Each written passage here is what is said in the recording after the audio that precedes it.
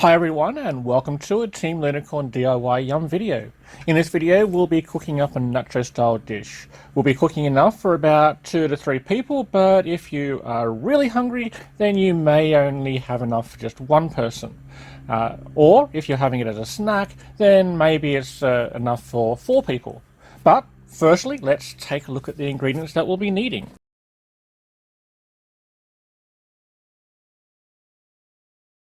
So for this recipe we will need 250 grams of mincemeat. The type of meat, whether it be beef, chicken, turkey or any other type, is totally up to you. You can use a blend of meats if you so choose. If you really like the taste of pig, then you can use pork. To make this a little healthier, choose a lean meat, but a little fat in the meat is a good thing as it keeps the meat moist. 100 grams of diced bacon. We're using 3 rashers here that we're going to be cutting up in the preparation, but if you want to purchase bacon that is pre-diced, then feel free to do that. I have noticed that sometimes diced bacon is actually cheaper than rashers. Spices. Here we're using curry powder. The chili flakes are to give the dish a bit of a bite. You will notice that in the actual cooking though, that I decided not to actually use them because the curry is a little bit spicy anyway. But you can use any other spices that you like. For example, Cajun, actual nacho mix, or whatever you have on hand. Diced mushrooms. We're going to be using about a handful of diced mushrooms. The type of mushrooms is, again, totally up to you, as each type will give you a slightly different flavor profile. Half an onion. Diced. Not much to say here except, well, it's an onion and we're going to dice it. Feel free to dice it any size you like, and as I've mentioned before, the types that we're going to be using, in this case the type of onion, is also up to you. In this video we're using a normal white onion, but we have used a red onion in the past, so each type of onion will give you different flavors. Garlic to taste. The garlic is going to be finely chopped. If you want to use a garlic press for this, then to make it easier, go for it. You can also use pre-minced garlic or even garlic powder. Spring onions or shallots. Just a few stems worth is all that's needed. We're going to be using this as a garnish during the eating phase. Barbecue sauce. A quick and easy sauce. Other alternatives could be tomato sauce or tomato paste, or even commercially made pasta or nacho sauces. Sour cream. Just like the spring onions, we're going to be using this at the end while we are eating the actual food. Cheese. This is another topper for when we're eating the food. Grate your own, buy pre-grated, whichever is your fancy. And yes, if you notice closely in this picture, the cheese is actually added in post because, well, I kind of forgot to add it when I took the photo. Lastly, we have chips. Well, we can't really have nachos without the chips. There are a lot of different brands and flavors. Heck, there's also different shapes, triangles, round ones, even curly ones. Totally up to you. And now on to the preparation. We won't bore you too much with the preparation, so we'll just show you some highlights at this stage. If you're interested in a longer look at this, let us know and we'll organise something.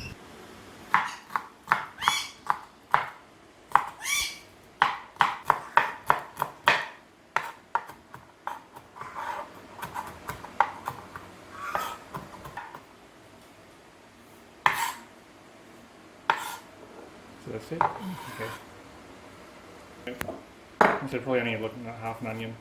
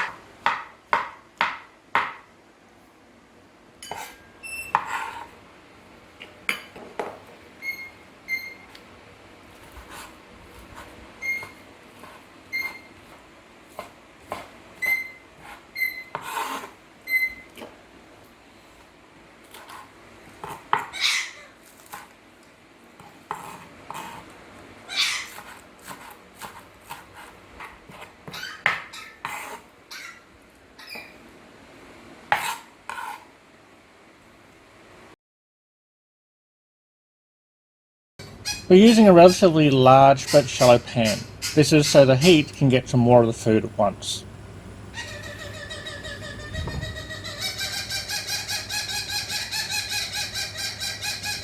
First, we heat a little oil. To be honest, this is probably a little bit more than what is actually needed.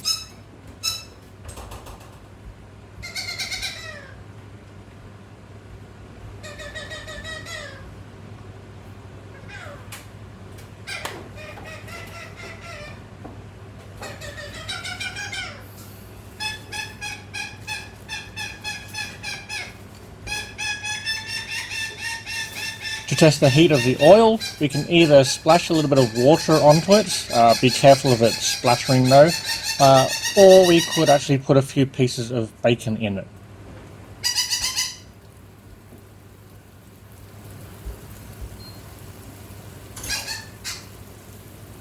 Once the oil is to temperature, we'll go ahead and fry up the bacon.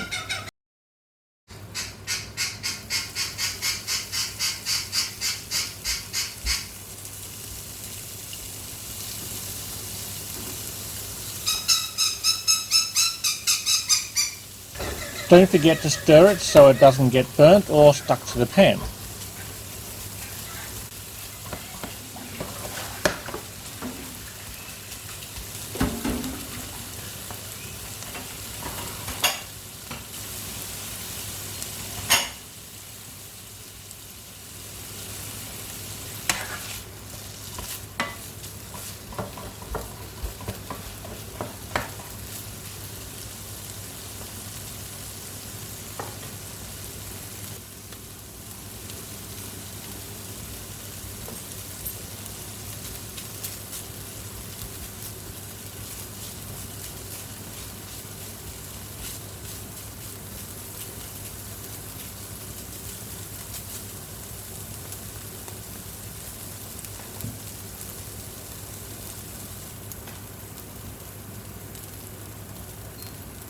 Once the bacon is browned a little, we add in the garlic and onions. We add these early so that we can more easily brown them and caramelize them a little bit. This will add to the flavor.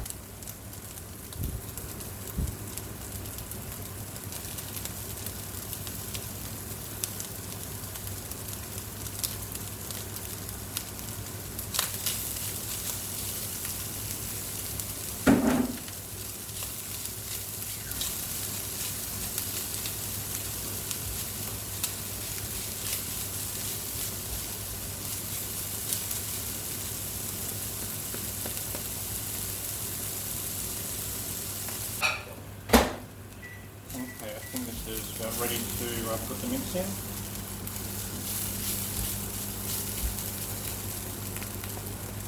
The mix is looking good, so now it's time for the mincemeat. Make sure to spread it out and chop it up a little bit so that it can all get cooked evenly. We don't add any extra oil here because the oil that we added earlier and the fat from the bacon and mince will be enough to do the initial cooking.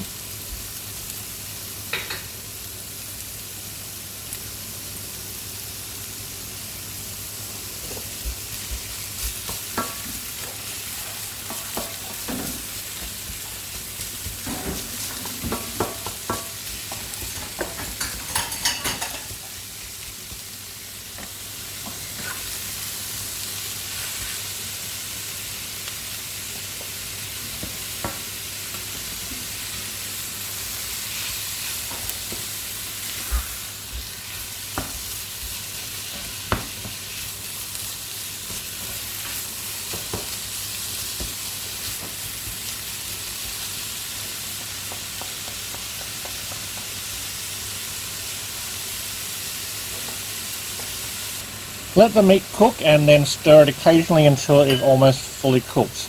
We don't want to cook it fully at this stage because we still have more things to add and also more cooking time, which could potentially overcook the meat.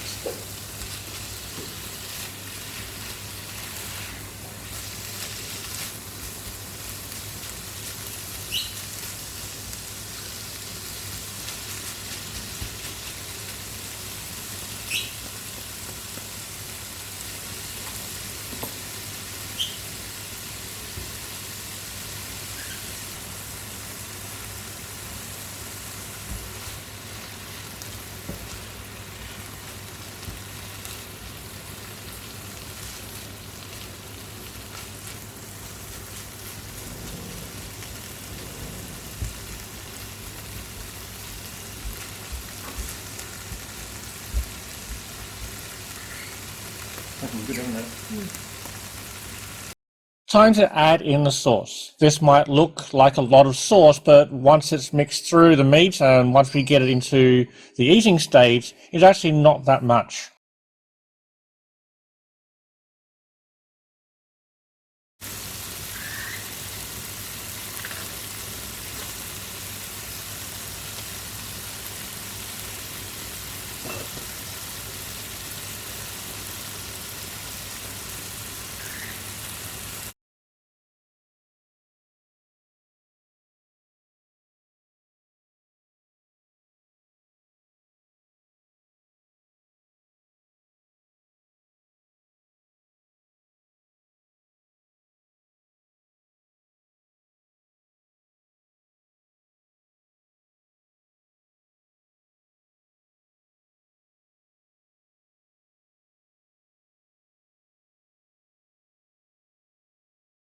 Add in the other spices as needed. I haven't added any salt or pepper during the cooking, but this could also be an option.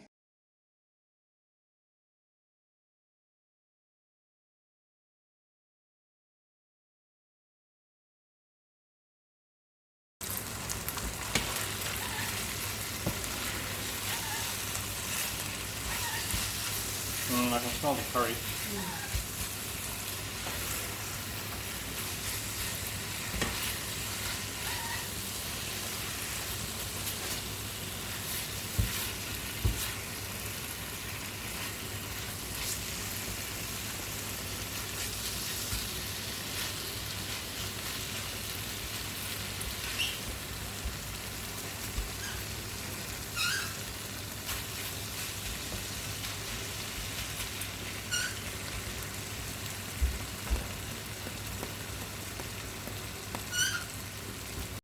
Finally, add in the mushrooms. Since mushrooms don't take that long to cook, we add them near the end.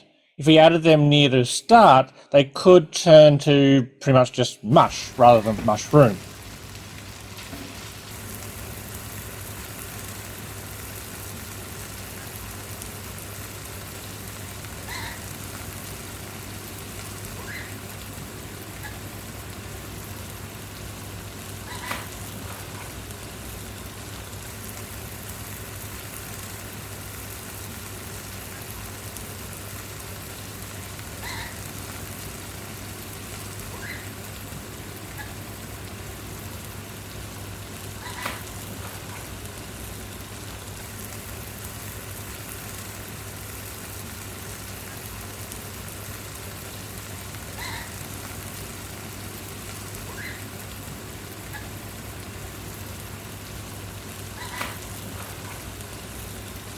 At this point, the mix is pressed down so that it comes in contact with the pan more.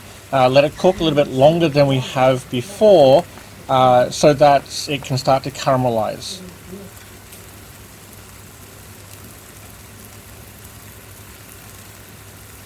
You might notice that two different types of spatulas are being used. The smaller silicon-based one is good for getting into all the nooks and crannies of the pan, since the larger plastic-based one is kind of solid and it's a bit harder to get into those into the curve. But the larger one is better for turning large quantities of the meat. So I use either one as needed.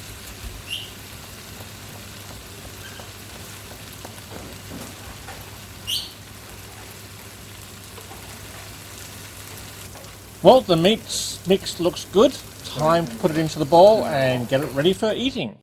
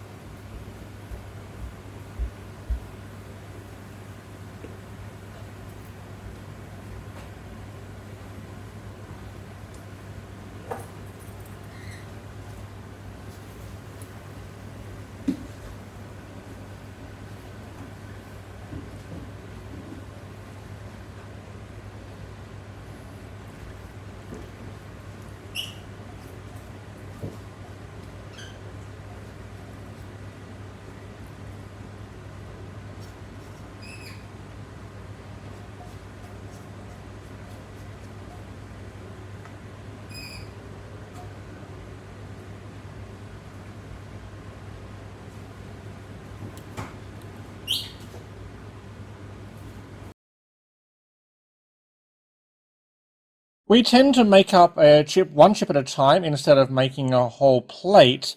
We do this for a couple of reasons. First, we only eat as much as is filling, and secondly, it makes it easier to cling wrap any extras and eat them later. Of course, the downside is that you don't get the grilled cheese flavor for those of you who like to throw the final product under a grill.